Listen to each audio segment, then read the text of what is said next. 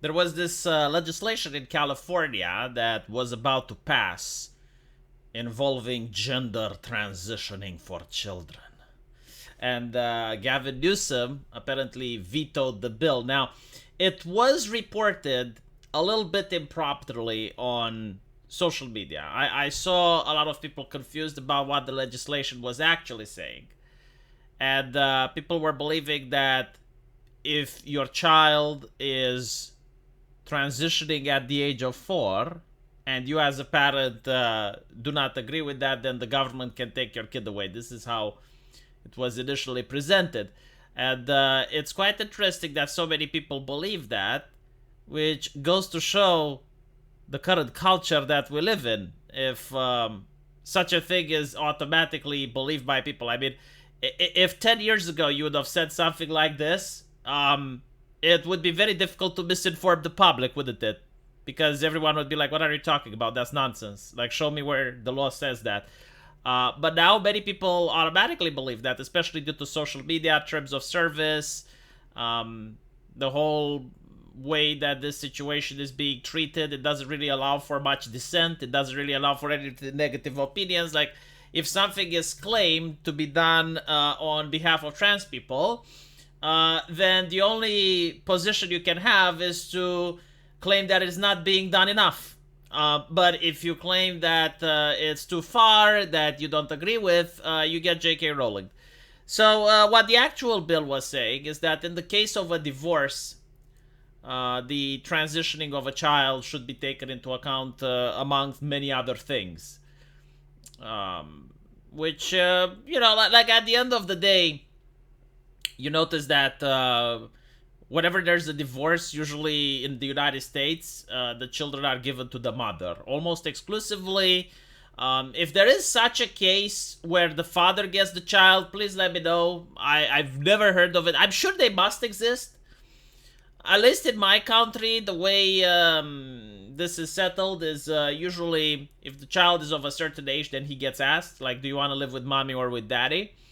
And if the child is younger than that, then the judge takes into account not just the behavior of the parents, but also the income, the amount of time that they can devote to the child, so on and so forth. Like, for example, if the father is a millionaire and the mother isn't, and the father didn't mistreat the mother, didn't mistreat the child, and he wants the child, usually he gains custody. I think like this is more of a normal take, but yeah, it doesn't seem to be the case in the United States. Many other countries do it differently. Like, they always give the child to the mother. I genuinely do not understand why.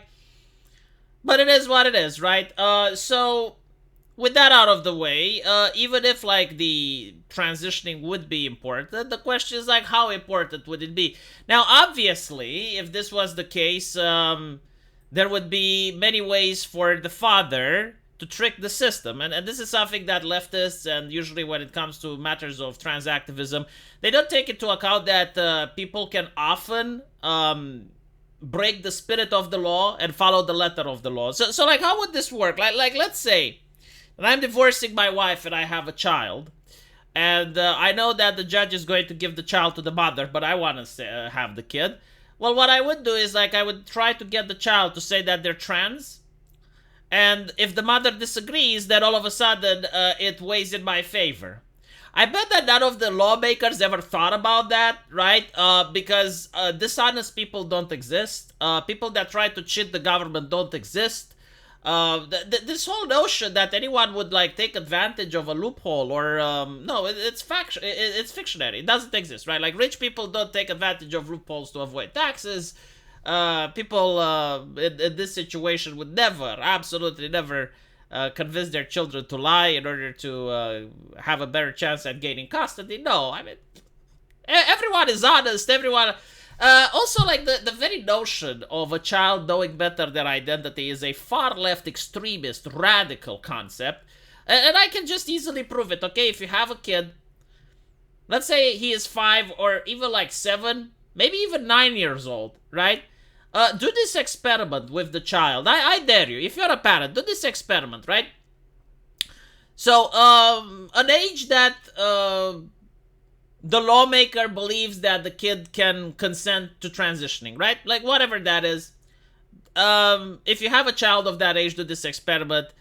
Sit him down at a table and put $10,000 on the right and two Oreos on the left. And ask the child if he wants the $10,000 or if he wants the Oreos.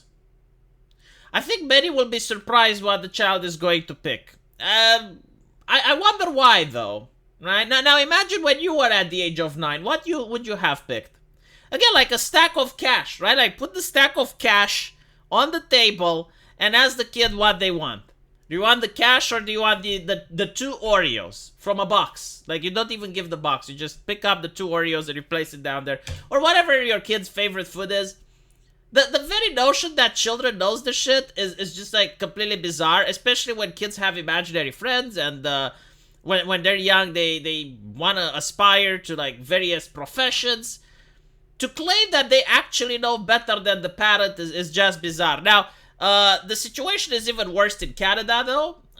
From what I understand, and correct me if I'm wrong, when they talk about affirming, it's always 100% for transitioning. So if you have a child that believes like, okay, maybe I'm in the wrong body, they will 100% be like, no, absolutely you are. Right? So there is no doubt. Like, I wonder if there is a case. Again, like, if there is a case, please let me know.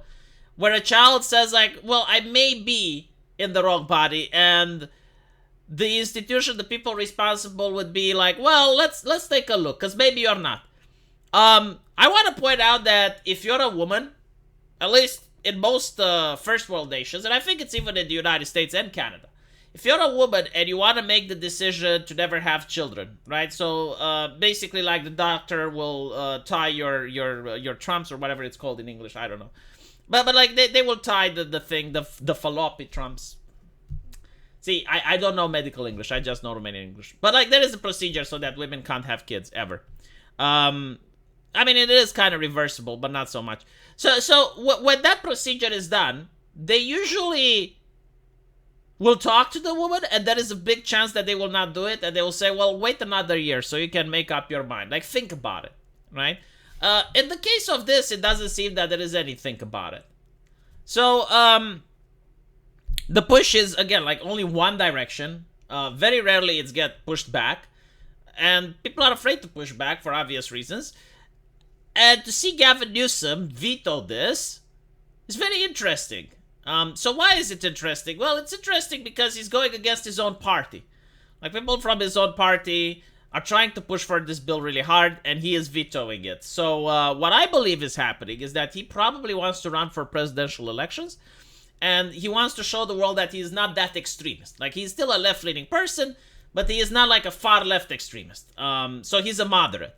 And I would like to point out that this is a tactic that recently the left is doing, but it has been done by the right. But it is a tactic nonetheless in politics where you want extremism. So why would you want extremists? You know, like the type of person that says that abortions should be allowed even one day before birth, right? Like, if the woman is in contractions, and this was actually like a thing that was said, if the woman is in contractions, like that's how they pass the legislation. Don't look at me.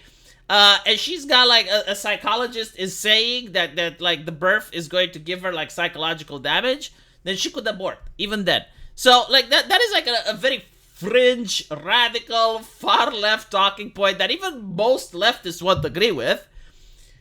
But why is it important? Well, it's important because when you have the extremists that are asking for like the fringe shit, that is the big ask. So now when you have a leftist moderate that's like, no, that's unreasonable. We're going to have like abortions up to 6 months, right? Obviously, like if it's in contractions, that's not okay. So when that happens, people are more likely to accept the moderate position, even though the moderate position may still be extremist compared to the rest of the world. Like, look at the legislation for Europe. In most countries, like look in Sweden, look in Poland, look in Hungary, Romania, and see what legislations we have on abortions, and you'll see that America, even in red states, is still considered to be incredibly extreme compared to the rest of the world. But you do this with, again, the people who aren't moderate, like the people that do the big ask, and this is why extremists are important. So when you have people like this that are like, yes, like even 5-year-olds can consent, then you have like Gavin Newsom coming up and he's like, no, absolutely not, I'm against that. So now he's a moderate, and he's more likely to have people vote for him. So I think this is what's happening. This is why you're noticing this. Anyway, let me know what you guys think, and as usual, I will see you in the comment section. Take care.